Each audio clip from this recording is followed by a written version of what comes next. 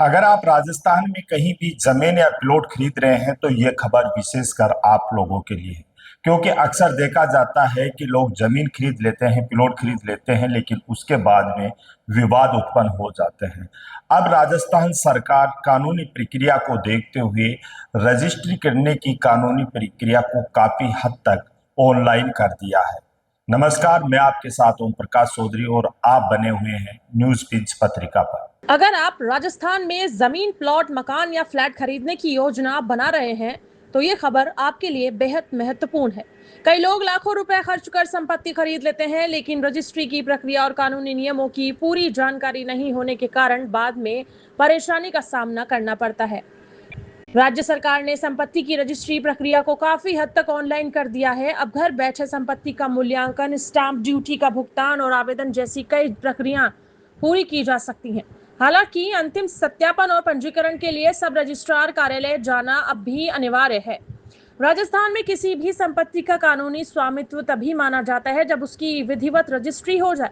Registry से पहले खरीदार को विक्रेता के स्वामित्व रिकॉर्ड, जमाबंदी, खसरा, खतौनी, भूमि विवाद, बैंक ऋण, भूमि की श्रेणी और संबंधित क्षेत्र की डीएलसी दरों की जांच जरूरी करनी चाहिए। इसके लिए राज्य सरकार का अपना खाता और ई पंजीयन पोर्टल उपयोगी है। रजिस्ट्री प्रक्रिया की शुरुआत ई पंजीयन 3.0 पोर्टल पर पंजीकरण से होती है। मोबाइल नंबर और ओटीपी के माध्यम से लॉगिन करने के बाद खरीदार को संपत्ति का ऑनलाइन मूल्यांकन करना होता है। संपत्ति का प्रकार, स्थान और क्षेत्रफल दर्ज करने पर सिस्टम डीएलसी दर के आधार पर स्वतः मूल्य निर्धारित कर देता है। इसी आधार पर स्टाम्प ड्यूटी और पंजीयन शुल्क तय होता है। इसके बाद खरीदार और विक्रेता का विवरण, गवाहों की जानकारी, संपत्ति का ब्यौरा और विक्रय विलेख सहित आवश्यक दस्तावेज अपलोड किए जाते हैं। आवेदन पूरा होने पर सिस्टम एक सीआरएन यानी सिटीजन रेफरेंस नंबर जारी करता है, जिसके माध्यम से आवेदन की पूरी प्रक्रिया ट्रैक की जाती है। स्टाम्प ड्यूटी और पंजीयन शुल्क का भुगतान ईजीआरएस पोर्टल के माध्यम से ऑनलाइन किया जाता है। भुगतान के बाद संबंधित सब रजिस्ट्रार कार्यालय में समय स्लॉट बुक करना होता है।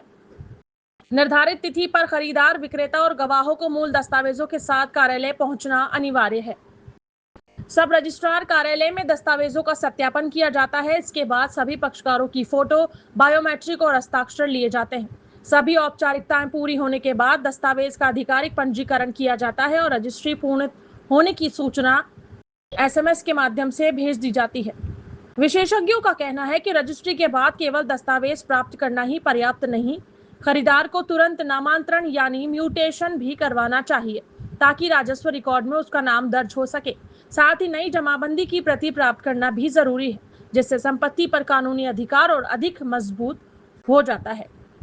यानी यदि आप राजस्थान में कोई संपत्ति खरीद रहे हैं तो ऑनलाइन सुविधाओं का लाभ जरूर उठाएं, लेकिन सभी दस्तावेजों की जांच और कानूनी प्रक्रिया पूरी सावधानी से करें। सही दस्तावेज, सही भुगतान और समय पर नामांतरण ही भविष्य में किसी भी कानूनी विवाद से आपको सुरक्षित रख सकता है।